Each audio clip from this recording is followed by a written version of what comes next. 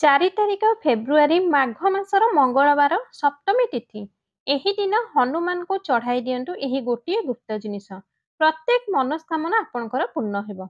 ପୁରା ଜନ୍ମ ଜନ୍ମାନ୍ତର ଗରିବୀ ଆପଣଙ୍କର ଶେଷ ହୋଇଯିବ। ହିନ୍ଦୁ ଧର୍ମରେ ମଙ୍ଗଳବାରକୁ ବହୁତ ଅଧିକ କଲ୍ୟାଣୀମୟ ଦିନଟିଏ ମନାଯାଏ। ଆଉ ଏହି ଦିନ କୌଣସି ବି ବ୍ୟକ୍ତି ଯଦି ସଚ୍ଚା ହୃଦୟରେ ପ୍ରଭୁ ହନୁମାନଙ୍କୁ ଆରାଧନା କରିଥାଏ, ପୂଜା କରିଥାଏ, ତ ବ୍ୟକ୍ତିକୁ ଅଧିକ ଲାଭ ମିଳିଥାଏ। ମଙ୍ଗଳବାର ଦିନ 21ଟି ଶୁଭ, ଅଦ୍ଭୁତ ଓ ଦୁର୍ଲଭ ସଂଯୋଗ ବନିଥାଏ।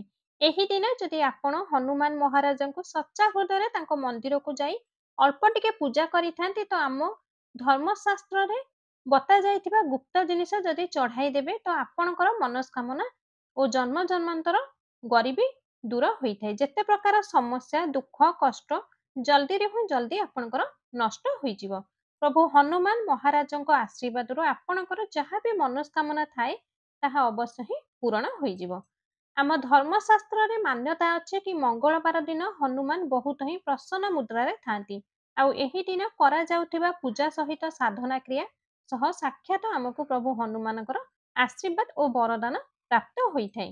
ତ ଦର୍ଶକ ବନ୍ଧୁ, ଆମେ ଆପଣଙ୍କୁ କିଛି ଜିନିଷ କହିବୁ ଯାହାକୁ ଯଦି ବି ଆପଣମାନେ ମଙ୍ଗଳବାର ଦିନ ପ୍ରଭୁ ହନୁମାନଙ୍କ ମନ୍ଦିରରେ ପ୍ରଭୁ ହନୁମାନଙ୍କୁ ଚଢ଼ାଇ ଦେବେ, ତ ଅବଶ୍ୟ ହିଁ ଆପଣଙ୍କୁ ପ୍ରଭୁ ହନୁମାନଙ୍କର ଆଶୀର୍ବାଦ ବରଦାନ ପ୍ରାପ୍ତ ହେବ। କାହିଁକି ନା ଏହା ଗୋଟିଏ ଏମିତି ଜିନିଷ ଯାହା ହନୁମାନ ମହାରାଜଙ୍କୁ ବହୁତ ପସନ୍ଦ ହୋଇଥାଏ, ଅଧିକ ପ୍ରିୟ ହୋଇଥାଏ। ଆଉ ମଙ୍ଗଳବାର ଦିନଟି ଯଦି ଆପଣ ଏହି ଜିନିଷକୁ ଠିକ୍ ମୁହୂର୍ତ୍ତରେ, ଠିକ୍ ତରିକାରେ, ଠିକ୍ ପୂଜା କରି ପ୍ରଭୁ ହନୁମାନଙ୍କୁ ସମର୍ପିତ କରିଦେବେ, ତେବେ ଆପଣ ଆପଣଙ୍କ ଜୀବନରେ କୌଣସି ବି ସମସ୍ୟାରେ ଫସିଥିବେ, କୌଣସି ବି ପ୍ରକାର ସମସ୍ୟାର ସାମ୍ନା କରିବାକୁ ପଡ଼ିଥାଏ କିମ୍ବା ଯେତେ ବଡ଼ ବି ଦୁଃଖ ଆପଣଙ୍କ ଉପରେ ପଡ଼ିଥାଏ, ପ୍ରତ୍ୟେକ ସମସ୍ୟା, ଦୁଃଖ, ସମସ୍ୟାରୁ ଆପଣଙ୍କୁ ମୁକ୍ତି ମିଳିଯିବ। କାହିଁକି ନା ଏହା ପରେ ଆପଣଙ୍କୁ ସାକ୍ଷାତ ପବନପୁତ୍ର ହନୁମାନଙ୍କର ଆଶୀର୍ବାଦ ପ୍ରାପ୍ତ ହେବ। କିନ୍ତୁ ଗୋଟିଏ କଥାର ଧ୍ୟାନ ରଖିବେ ଦର୍ଶକ ବନ୍ଧୁ, ପ୍ରଭୁ ହନୁମାନଙ୍କୁ ଯେଉଁ ହିଁ ବ୍ୟକ୍ତି ପ୍ରଭୁ ହନୁମାନଙ୍କର ଭକ୍ତ ହୋଇଥାନ୍ତି, ସେହି ବ୍ୟକ୍ତିଙ୍କୁ କେବେ ବି କୌଣସି ବି ସଙ୍କଟର ସାମ୍ନା କରିବାକୁ ପଡ଼ିନଥାଏ। କାହିଁକି ନା ପ୍ରଭୁ ହନୁମାନ ତାଙ୍କ ଭକ୍ତଙ୍କ ପାଇଁ ସଙ୍କଟକୁ ନିଜେ ନେଇଯାଇଥାନ୍ତି। ଖାସ୍ ଏଥିପାଇଁ ପ୍ରଭୁ ହନୁମାନଙ୍କର ନାମ ସଙ୍କଟ ମୋଚନ ହୋଇଥାଏ। ଏଥିପାଇଁ ଦର୍ଶକ ବନ୍ଧୁ, ଯେଉଁ ଜିନିଷ ବିଷୟରେ ଆମେ ଆପଣଙ୍କୁ କହିବୁ, ସେହି ଜିନିଷକୁ ଯଦି ଆପଣ ପ୍ରଭୁ ହନୁମାନଙ୍କୁ ମାତ୍ର ଏହି ମଙ୍ଗଳବାର ଦିନ ଚଢ଼ାଇ ଦେବେ, ତ କେବେ ବି ଆପଣଙ୍କ ଜୀବନରେ କୌଣସି ବି ସଙ୍କଟର ସାମ୍ନା କରିବାକୁ ପଡ଼ିବ ନାହିଁ। ଆପଣଙ୍କର ଯାହା ବି ମନସ୍କାମନା ଥାଏ, ଯେପରିକି ଆପଣ ଅନେକ ଦିନରୁ ଚାକିରି ସନ୍ଧାନରେ ଚିନ୍ତିତ ଅଛନ୍ତି, ତ ଆପଣଙ୍କୁ ମନପସନ୍ଦର ଚାକିରିଟିଏ ମିଳିଯିବ। ଆପଣଙ୍କର ବନ୍ଦ ହୋଇ ପଡ଼ିଥିବା ବ୍ୟାପାର ଆଗକୁ ବଢ଼ିବାକୁ ଲାଗିବ। ଆପଣଙ୍କ ଜୀବନରେ ଯେଉଁ ଧନ ଆସିବ, ବନ୍ଦ ହୋଇଯାଇଥିଲା, ସେହି ଧନ ଆସିବାର ରାସ୍ତା ଖୋଲିଯିବ। ଏହି ଜିନିଷକୁ ନିହାତି ଆପଣ ଚଢ଼ାଇ ଦିଅନ୍ତୁ, ଯାହା ଆପଣଙ୍କୁ ଆମେ ଏବେ ବତାଇବାକୁ ଯାଉଛୁ, ଏବଂ ଆପଣଙ୍କ ଜୀବନରେ ଧନର ଆଗମନ ବହୁତ ଶୀଘ୍ର ଓ ଅଧିକ ହେବ।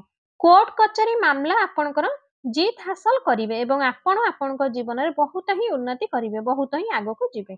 ଆପଣ ଆପଣଙ୍କ ଜୀବନରେ ଯେଉଁ ବି କାର୍ଯ୍ୟକୁ ଆରମ୍ଭ କରିବେ, ସେହି କାର୍ଯ୍ୟରେ ଆପଣଙ୍କୁ ସଫଳତା ହିଁ ମିଳିବ। ହନୁମାନଙ୍କ କୃପାରୁ ଆପଣ ଆପଣଙ୍କ ଜୀବନରେ ବହୁତ ଅଧିକ ଭାଗ୍ୟଶାଳୀ ବନିଯିବେ। ଏଥିପାଇଁ ଦର୍ଶକ ବନ୍ଧୁ, ଯଦି ଆପଣ ବି ଚାହାନ୍ତି କି ପ୍ରଭୁ ହନୁମାନଙ୍କ ଆଶୀର୍ବାଦ ଆପଣଙ୍କ ଉପରେ ଏବଂ ଆପଣଙ୍କ ପରିବାର ଉପରେ ସदैବ ବନୁ ରହୁ, ତ ହନୁମାନଙ୍କୁ ଆଶୀର୍ବାଦରୁ ଆପଣ ଆପଣଙ୍କ ଜୀବନରେ ବହୁତ ହିଁ ଉନ୍ନତି କରନ୍ତୁ, ବହୁତ ହିଁ ଆଗକୁ ଯାଆନ୍ତୁ।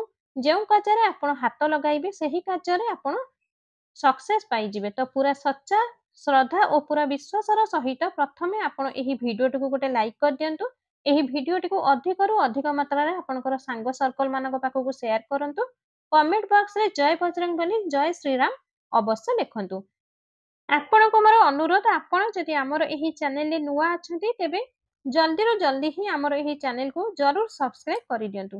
ଯେଉଁ ଜିନିଷ ବିଷୟରେ ଆମେ ଆପଣଙ୍କୁ ଜଣାଇବାକୁ ଚାହୁଁଛୁ, ସେହି ଜିନିଷଟି ଆପଣ ମଙ୍ଗଳବାର ଦିନ ପ୍ରଭୁ ହନୁମାନଙ୍କ ମନ୍ଦିରକୁ ଯାଇ ପ୍ରଭୁ ହନୁମାନଙ୍କୁ ଚଢ଼ାଇ ଦେବେ, ତ ଆପଣଙ୍କ ଜୀବନର ପ୍ରତ୍ୟେକ ଦୁଃଖ, କଷ୍ଟ, ସମସ୍ୟା, ସଙ୍କଟ ତୁରନ୍ତରୁ ତୁରନ୍ତ ଦୂର ହୋଇଯିବ। ଆପଣଙ୍କ ଜୀବନରେ ସୁଖ, ସମୃଦ୍ଧି, ଧନ, ଦୌଲତ, ଈଶ୍ୱରୀୟ ପ୍ରାପ୍ତି ହେବ। କିନ୍ତୁ ଆପଣ ଧ୍ୟାନ ରଖିବେ, ପ୍ରଭୁ ହନୁମାନଙ୍କ ପୂଜା ଯେଉଁ ହୋଇଥାଏ, ତାହା ସବୁବେଳେ ନିୟମ ପୂର୍ବକ ହୋଇଥାଏ।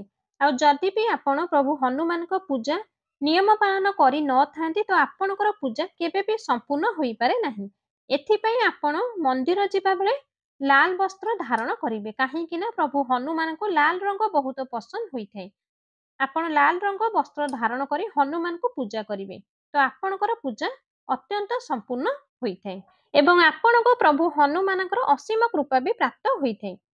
ତେବେ କଣ ସେଇ ଜିନିଷ ଯାହାକୁ ଯଦି ଆପଣ ପ୍ରଭୁ ହନୁମାନଙ୍କୁ ଚଢାଇବେ ଆପଣଙ୍କ ଜୀବନର ପ୍ରତ୍ୟେକ ଦୁଃଖ ଦୋଷ ଦୂର ହୋଇଯିବ? ଉପାୟଟି ହେଉଛି, ଯଦି ଆପଣ କୌଣସି ଏମିତି ଗୁପ୍ତ ରୋଗରେ ଆକ୍ରାନ୍ତ ହୋଇଛନ୍ତି, ମେଡିସିନ ଖାଇ ଖାଇ ଥକି ଗଲେଣି, ଆପଣ ବହୁତ ଚିନ୍ତାରେ ରହୁଛନ୍ତି, ତ ଏହି ଉପାୟକୁ କରିଦିଅନ୍ତୁ। ଆପଣଙ୍କର ଧନ ଆସିବାର ସବୁ ରାସ୍ତା ବନ୍ଦ ହୋଇଯାଇଛି, ଆପଣଙ୍କ ଘରର କେବେ ବି ଉନ୍ନତି ହେଉନି, ଆପଣ କେବେ ବି ଉନ୍ନତି କରୁନାହାନ୍ତି, ତ ଏହି ଉପାୟକୁ ଆପଣ ନିହାତି ଭାବରେ କରନ୍ତୁ।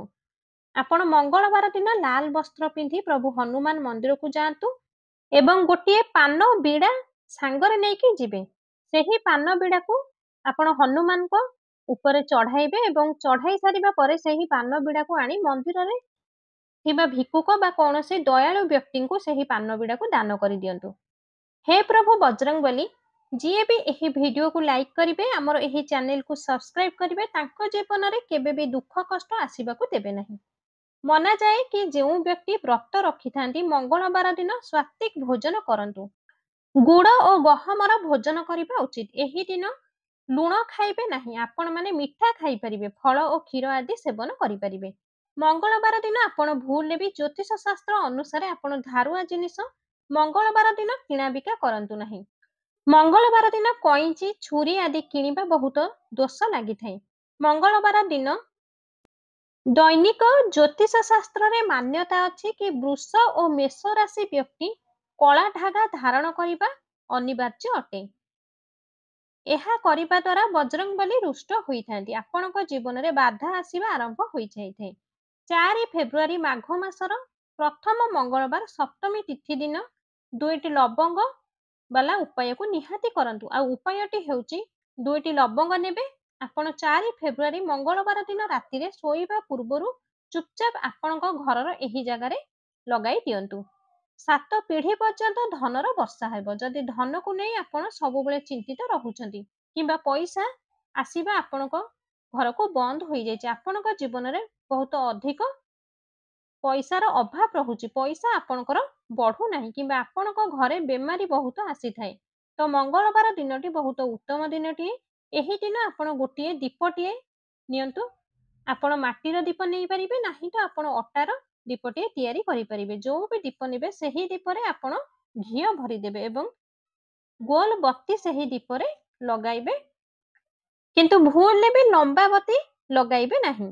ସେହି ଦୀପରେ 2ଟି ଫୁଲ ଥିବା ଲବଙ୍ଗକୁ ନେବେ, ସେହି ଲବଙ୍ଗକୁ ଆପଣଙ୍କର ହାତରେ ଧରିବେ ଏବଂ ମାତା ପାର୍ବତୀକୁ ଧ୍ୟାନ କରିବେ, ତାପରେ ଭଗବାନ ଗଣେଶଙ୍କୁ ଧ୍ୟାନ କରିବେ, ମହାଦେବଙ୍କୁ ଧ୍ୟାନ କରିବେ ଏବଂ ଓମ୍ ଗଣ ଗଣପତେ ନମଃ ଏହି ମନ୍ତ୍ରକୁ ଆପଣ 11ରୁ 12 ଥର ଜପ କରିବେ। ଜପ କରିସାରିବା ପରେ ସେହି 2ଟି ଲବଙ୍ଗକୁ ସେହି ଦୀପରେ ପକାଇଦେବେ।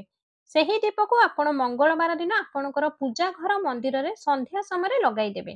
2ଟି ଦୀପ ଆପଣଙ୍କ ଘରର ମୁଖ୍ୟ ଦ୍ୱାରରେ ହିଁ ଲଗାଇଦେବେ ଏବଂ ଭଗବାନ ଗଣେଶଙ୍କୁ ପ୍ରାର୍ଥନା କରିବେ, ହେ ବିଘ୍ନକର୍ତ୍ତା, ମୋ ଜୀବନରେ ଯେତେ ବି ଧନ ସହିତ ଜଡ଼ିତ ସମସ୍ୟା ଅଛି, ଯାହା ବି ମୋ ଜୀବନରେ ଦୁଃଖ ଅଛି, କଷ୍ଟ ଅଛି, ତୁମେ ସେ ସବୁକୁ ଦୂର କରିଦିଅ।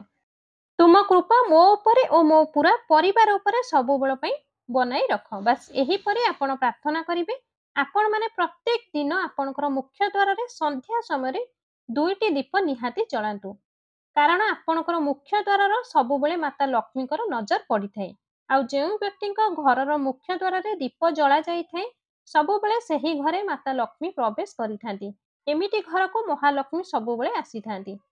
ଆଉ ଯେଉଁ ବ୍ୟକ୍ତି ମାତା ଲକ୍ଷ୍ମୀକୁ ପ୍ରସନ୍ନ କରିଦେଇଥାନ୍ତି, ତ ସେହି ଘରେ ସୁଖ, ଧନ, ବୈଭବ ସବୁ କିଛି ବହୁତ ସହଜରେ ଆସିଥାଏ ଏବଂ ତାଙ୍କ ଜୀବନରେ ଧନ ଆସିବାର ସବୁ ରାସ୍ତା ଖୋଲି ଯାଇଥାଏ। ଆପଣମାନେ ଏହି ଦୀପ ଓ ଲବଙ୍ଗ ବାଲା ଉପାୟଟିକୁ ନିହାତି କରନ୍ତୁ। 4 ଫେବୃଆରୀ ମଙ୍ଗଳବାର ଦିନ ନିହାତି କରନ୍ତୁ। ଏହି ଉପାୟଟି ଆପଣଙ୍କର ବହୁତ ଚମତ୍କାରୀ ହୋଇଥାଏ। ରାତାରାତି ଆପଣ ଆପଣଙ୍କ ଜୀବନରେ ବହୁତ ବଦଳିବାର ଦେଖିବେ। ଆପଣଙ୍କ ଘରକୁ ପଇସା ହିଁ ଆସିବ, ପଇସା ବି ରୋକିବ ଏବଂ ଅଯଥା ଖର୍ଚ୍ଚ ଆପଣଙ୍କର ବନ୍ଦ ହୋଇଯିବ। ଏହା ସହ ଆପଣ ଯେଉଁ ବେମାରୀରେ ଚିନ୍ତିତ ରହୁଥିଲେ, ଆପଣ ମଙ୍ଗଳବାର ଦିନ ହଳଦିଆ ମୁଗ ଡାଲି ଦାନ କରିବେ। କୌଣସି ବି ବ୍ୟକ୍ତିଙ୍କୁ ଆପଣ ହଳଦିଆ ମୁଗ ଡାଲି ଦାନ କରିଦିଅନ୍ତୁ। ଦେଖିବେ ଆପଣ ସେହି ରୋଗରୁ ବହୁତ ଜଲ୍ଦି ମୁକ୍ତି ପାଇଯିବେ। ତ ଆଶା କରୁଛି ଭିଡ଼ିଓଟି ନିହାତି ଭାବରେ ଆପଣଙ୍କୁ ପସନ୍ଦ ଆସିଥିବ। ଯଦି ଭିଡ଼ିଓଟି ଆପଣଙ୍କୁ ପସନ୍ଦ ଆସିଥାଏ ତେବେ ଭିଡ଼ିଓଟିକୁ ଗୋଟେ ଲାଇକ୍ କରନ୍ତୁ। ଭିଡ଼ିଓଟିକୁ ଅଧିକରୁ ଅଧିକ ସେୟାର କରନ୍ତୁ। ଆଗକୁ ଏହିଭଳି ଶିକ୍ଷଣୀୟ ଭିଡ଼ିଓ ଦେଖିବା ପାଇଁ ଆମ ଚ୍ୟାନେଲ ସହିତ ଯୋଡ଼ି ହୋଇ ରୁହନ୍ତୁ। ଚ୍ୟାନେଲ ସହିତ ଯୋଡ଼ି ହୋଇକି ରହିବା ପାଇଁ ଚ୍ୟାନେଲଟିକୁ ଏବେ ହିଁ ସବସ୍କ୍ରାଇବ୍ କରିଦିଅନ୍ତୁ।